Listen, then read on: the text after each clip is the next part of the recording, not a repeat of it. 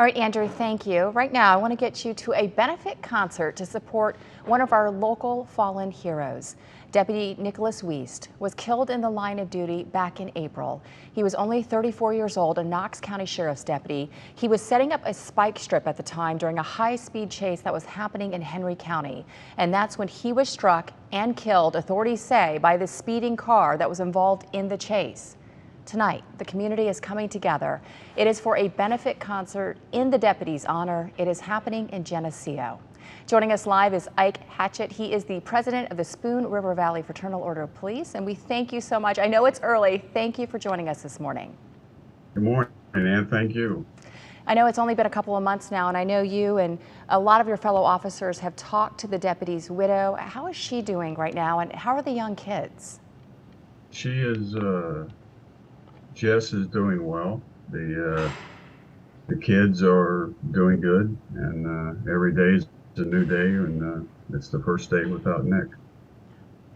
I personally remember the day that this happened. The chase was happening during the morning hours. This is a time when kids are either walking to bus stops or their parents are driving them to school. Buses are on the roads. Deputy Weist was deploying stop sticks. He was trying to stop this high-speed chase, this car that was chasing through roads, and he was killed. And I know he was involved with the FOP. So how is law enforcement doing right now?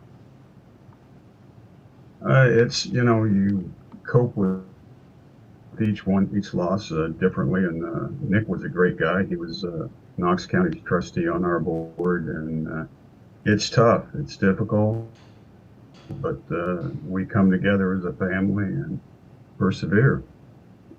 Immediately afterwards, this community came together. I remember the images. There were stores, schools, road signs. Everything was covered with pictures and memories of Deputy Weist and what he meant to this community. Can you describe this for us?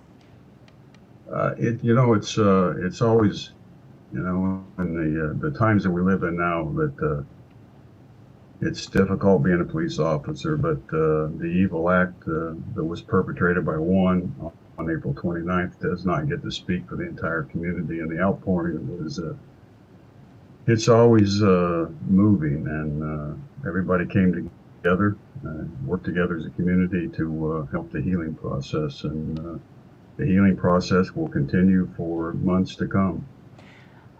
Deputy Weist's widow, I believe I had a conversation with you, and I heard you describe her as a person with a servant heart. She wanted the money raised, the money that is going to be raised tonight, to go to a scholarship fund. She was thinking of others.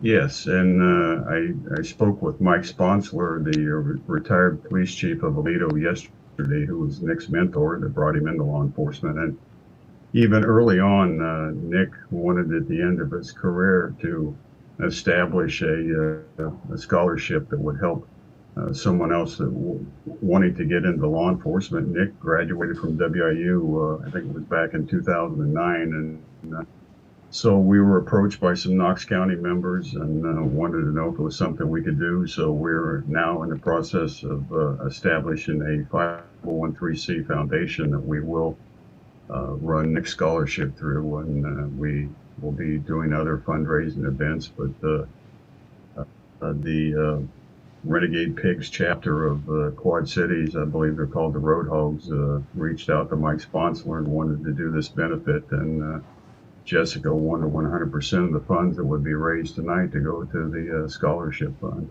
Let's talk about what is happening tonight. What can you tell folks? I know it starts about 6 o'clock. What else can you tell us about it?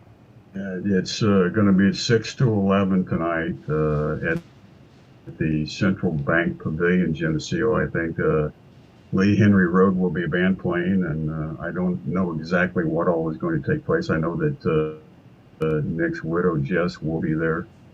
She does have another engagement tonight, but she will speak to the gathering, and we just hope that there will be a great outpouring, as has been from the community since April 29th. And it's the Renegade Pigs is a motorcycle group of law enforcement, first responders, correction officers, and they raise money to help the fallen in our profession.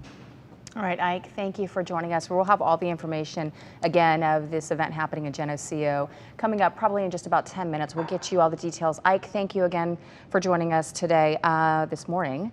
Do want to let you know that 22-year-old man that was charged in this crime, the driver of the speeding car, according to police, right now facing 2 counts of murder and a slew of other charges. It is